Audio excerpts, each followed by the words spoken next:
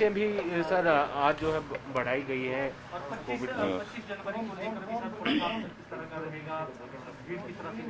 एक तो सबसे पहले तो मैं मौसम के सिलसिले में ये कहूँगा कि भी मौसम खराब है, इसलिए डिस्ट्रिक्ट एडमिनिस्ट्रेशन को सब जगह अलर्ट पे रखा है और जो टूरिस्ट कोई भी ऐसी जगह ना जाए जहाँ पर बर्फ के कारण वो अपने को संकट में डाले।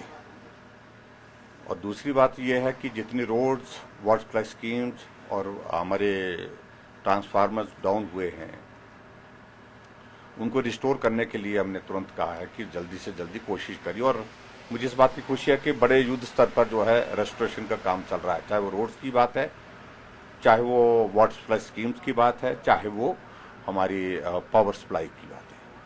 तो उस दृष्टि से सारी चीज़ों को ठीक करने की कोशिश कर रहे हैं। इसके अतिरिक्त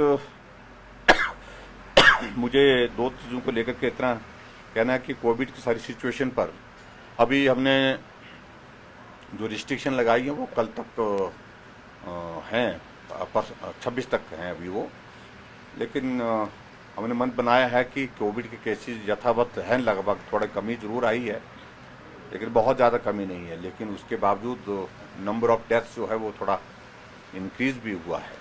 ऐसे में जो वर्तमान में जो बंदिशें, जो रिस्ट्रिक्शंस लगाई हैं वो कायम रहेगी एज इट इज़, उसमें कोई परिवर्तन फिलहाल नहीं करेंगे।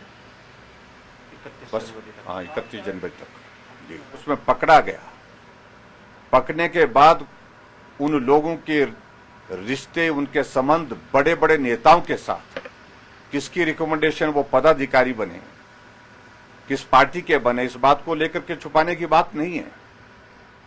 और मैं इतना ही कहना चाह रहा हूं, जो हमारे कांग्रेस के नेता जो बहुत ऊंची ऊंची बात कह रहे थे, कृपया झांक करके देखें, आज सत्ता में नहीं है, उसके बावजूद भी उनकी हिम्मत और हौसले, उनके लोगों के, उनके पदाधिकारियों के, किस प्रकार से एक ऑर्गेनाइज्ड क्राइम करने के लिए जिसमें 7 लोगों की जान गई है, उसमें उनकी संलिप्तता पाई जा रही है। इसलिए बोलने से पहले 10 बार सोच लेना चाहिए। जहां विपक्ष के नेता इस बात का जिक्र कर रहे हैं कि शुरुआत जयराम ने की है और हम खत्म करेंगे, क्या खत्म करेंगे? क्राइम को खत्म करने का हमारा एक लक्ष्य है, हम उसको खत्म करने जा रहे हैं। जयराम का लक्ष्य किसी व्यक्ति विशेष के लिए नहीं है। 7 लोगों की जान गई है और उस पर प्रश्न खड़ा कर रहे हैं कि उन लोगों को आपने कंपनसेशन दिया। मेरा मानना है कि वो 7 लोग जो है उस साजिश में शामिल नहीं थे, लेकिन साजिश के शिकार हो गए, जिनको जीवन खोना पड़ा। उनके परिवार है, उनके रिश्तेदार हैं, उनके बच्चे हैं, स्कूल में पढ़ते हैं, छोटे छोटे बच्चे हैं, उनके मदद करने की दृष्टि से हमने इस सारी बात को सोचा है। लेकिन उन लोगों को, कांग्रेस के नेताओं को इस बात को सोचना चाहिए, विचार करना चाहिए कि ऐसी चीजों में अगर उनके प्रमुख नेता जो उनके साथ फोटो खींचने की बात समझ में आती है, चलो फोटो किसी के साथ भी खींच लेता है, कोई बार चलते चलते खींच लेता है, कई बार आकर के आग्रह कर लेता है फोटो खींचना, लेकिन पदाधिकारी तो किसी को जबरदस्ती नहीं बना सकते हैं। पदाधिकारी तो उनको बनाया गया ना, और किन लोगों की रिकमेंडेशन पर बनाया गया, तो वो परेशान क्यों है? इसलिए परेशान नहीं होना चाहिए। इसकी जांच निष्पक्ष हो रही है, जांच होने दीजिए। और उसमें बहुत सारी चीजें पिछली भी निकल रही हैं, जो महानुभाव बहुत ऊंचे ऊंचे बोलने की जिनको आदत पड़ गई है, उनको इस बात को समझना चाहिए, ऊंचे बोलने से नहीं काम होने वाला है, और अभी बहुत सारी चीजें और भी निकलने वाली हैं। बहुत जल्दी आप थोड़ा सा इंतजार करें। उन्हें अपने सबमिशन की है, रिक्वेस्ट की है, उन सारी चीजों को लेकर के हम विचार कर रहे हैं। हमने कहा कि हम पॉजिटिव एटीट्यूड के साथ हम काम करने वाले लोग हैं।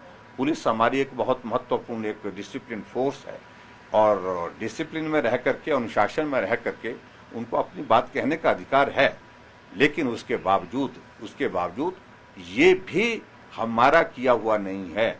2015 में कांग्रेस की गवर्नमेंट थी, अगर उनके सारे रूल्स में जो चेंजेस की गई वो 2015 में की गई, और इसलिए जिन लोगों के कारण, जिस पार्टी के कारण, जिस सरकार के कारण उनको ये खमियाजा भुगतना पड़ रहा है, उनके बारे में सोचना चाहिए, हमारे बारे में नहीं।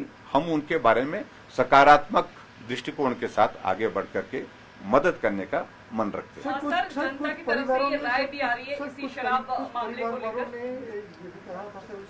देखिए, इसमें मैं सिर्फ शराब वाले मामले में सिर्फ इतना ही कहना, मैंने कह दी अपनी बात, जांच हो रही है इसमें अभी ज्यादा। की मौत के बाद प्रशासन क्यों जागा, इससे पहले पुलिस प्रशासन का हाथ? देखिए, दुर्भाग्यपूर्ण है, मैं मानता हूं उसमें त्रुटि रही है, कमी रही होगी, लेकिन उसके बावजूद भी पुलिस ने बहुत अच्छा काम किया उसमें। रातों रात उन सारे लोगों को उठा उठा करके कहां से लेकर के आ गए, इस बात को भी समझना पड़ेगा। लेकिन जहां तक मित्र मैं जरूर कहना चाह रहा हूं कि आने वाले समय में हम वो कानून में अगर कोई हमको कुछ चेंज करना पड़े ऐसे ऑर्गेनाइज्ड कैंपेन क्राइम के बारे में, तो निश्चित रूप से करना पड़ेगा और हम करेंगे भी। और हम तो कोशिश ये करेंगे, जिन लोगों का जीवन गया है और उन लोगों के लिए जो कंपनसेशन हम दे रहे हैं गवर्नमेंट की ओर से, जो मदद कर रहे हैं, ऐसे लोगों की जमीन जायदाद कुर्क करके जो है वो करनी चाहिए, ऐसी सजा होनी चाहिए, उसके तहत फिर उनको जो है मुआवजा उसके माध्यम से दिया जाए। ऐसा प्रावधान आने वाले समय में सोचेंगे। लेकिन बहुत सारी डिटेल्स हैं, उन सारी चीजों को डिटेल में क्यों करेंगे चर्चा हम, लेकिन सर कार्यक्रम होने हैं और 50% क्षमता के साथ होने हैं, क्या एक मैसेज रहेगा? मेरा पूरे आप सबके माध्यम से, हमारा हिमाचल प्रदेश का स्टेटहुड है कल, और स्टेटहुड के इस दिवस पर मैं सभी हिमाचल वासियों के आप सबके माध्यम से बहुत बहुत बधाई और शुभकामनाएं देता हूं। और कल का कार्यक्रम हमने सोलन में रखा है और कोविड के नियमों का पालन करते हुए इस कार्यक्रम को करेंगे। 26 तारीख का कार्यक्रम भी कोविड के नियमों के पालन के साथ ही होगा और 26 तारीख की भी मैं रिपब्लिक डे पर भी मैं सभी प्रदेशवासियों को बहुत बहुत बधाई शुभकामनाएं। Thank you please. Thank you.